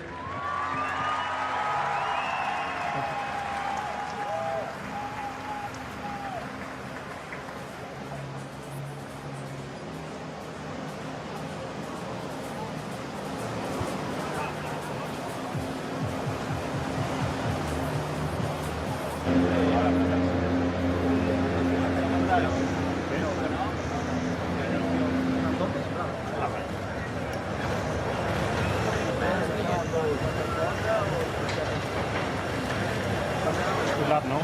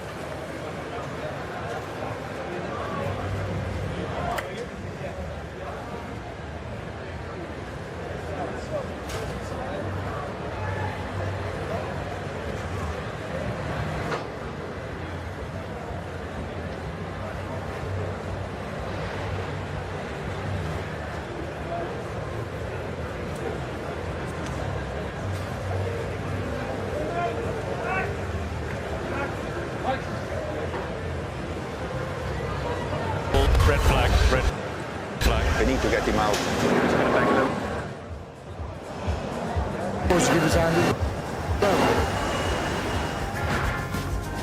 We've seen such a growth in women's sports, which has taken a long time, but now is really gaining momentum. And I think of ourselves as incredibly lucky that we get to join one of the biggest global sporting platforms in the world.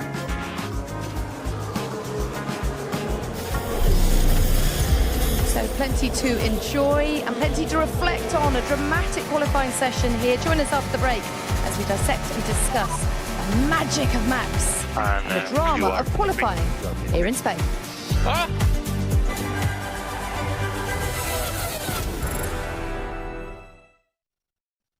From F1 to Q1, how you adapt is how you win.